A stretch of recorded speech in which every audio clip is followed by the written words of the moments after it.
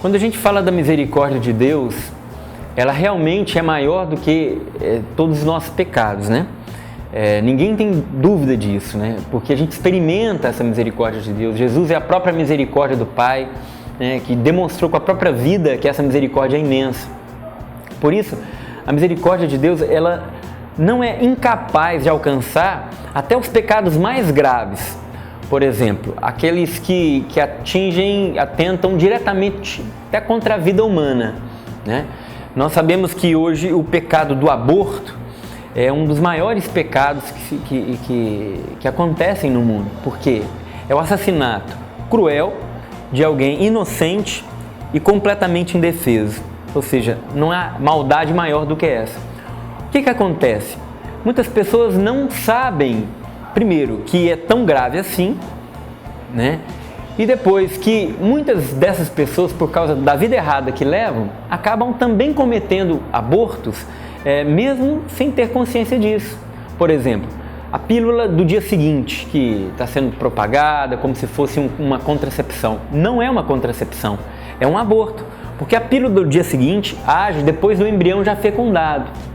Né, Tiba, mas ele é um embrião pequenininho e tal, não vai sentir dor por causa do aborto. Então, se isso justifica o aborto, nós poderíamos então, sem peso moral nenhum, peso na consciência moral nenhum, a gente anestesiar alguém antes de matar essa pessoa. Não é esse o critério da dor, mas é o critério do valor da vida humana. Né? Muitas pessoas não sabem também que esses contraceptivos hormonais, né, também são abortivos. Não sabe. Às vezes até sabe da pílula do dia seguinte, mas não o próprio contraceptivo mesmo da pílula, né? A pílula é normal, tem a pílula do dia seguinte, a pílula normal também, ela pode agir como abortivo. Por quê? Depois da fecundação, ela trabalha para impedir a fecundação. Mas caso a fecundação ocorra, ela impede a anidação, que é a fixação do ovócito, já com o espermatozoide fecundado, na parede intrauterina. Então ele escorrega e acontece o aborto. Então muita gente não sabe disso, né? É algo terrível. Agora, como eu falei no início, a misericórdia de Deus, ela é imensa. Primeiro, porque Deus nos forma, nos leva ao conhecimento da verdade. Eu não sabia que isso era grave assim, não sabia que isso era pecado. Uma vez que eu sei, Deus revela para nós, isso é misericórdia, né? Mesmo eu caindo, sabendo, Deus também usa de misericórdia e vai ali, nos alcança e nos perdoa se há o arrependimento e nos convida a começar uma vida nova, uma vida diferente. Hoje eu falo, querida, que a vida humana ela está sendo muito ameaçada.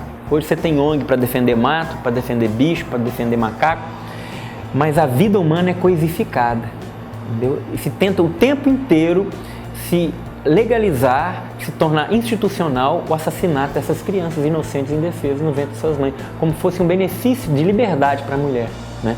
A mulher tem o direito de determinar sobre o seu próprio corpo, né? Essa juventude, o barulho da juventude toda aqui no acampamento, né, que está participando e que vai ser alvo também desse conteúdo todo. E é importante a gente entender isso. A mulher tem o direito de determinar parcialmente sobre o seu próprio corpo, mas não sobre a vida de uma outra criança, um outro corpo que está dentro dela. Como é constituído o corpo da mulher? Cabeça, tronco, membros, órgãos, né? E não tem ali também feto, entendeu? Criança. Então, a vida intrauterina, ela é protegida pelo corpo da mãe, mas não é parte dele.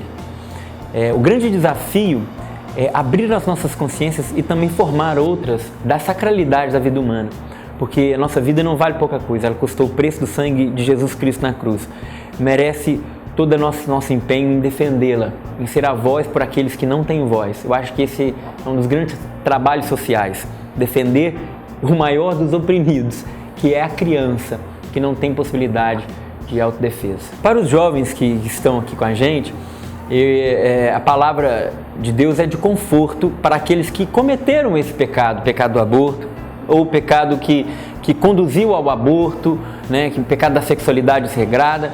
É sempre a palavra de perdão. Muita gente não sabe da gravidade, por isso colhe as consequências disso. As porcentagens assim, de pessoas em depressão por causa do aborto é coisa gigante, entendeu? 70% das mulheres que abortam passam por problemas psiquiátricos e precisam de uma ajuda psiquiátrica com medicamento. Hoje a psicologia detecta que é a síndrome pós-aborto, que traz consequências terríveis para a mulher. O índice de depressão, o índice de suicídio das mulheres que abortam, comparado às que levam a gestação até o final, é de 7 vezes mais. 7 vezes mais, ou seja, é muito alto. Então, a consequência do pecado é a morte, realmente. Agora, não podemos desistir da misericórdia e achar que o meu pecado é maior do que a misericórdia de Deus. É hora de retomar. PHN é tempo de retomar. Quem está no acampamento está aqui para retomar a vida. Não é tempo de ficar, meu Deus, Deus não vai me perdoar. Não, é hora de retomar e começar uma vida nova, uma vida diferente.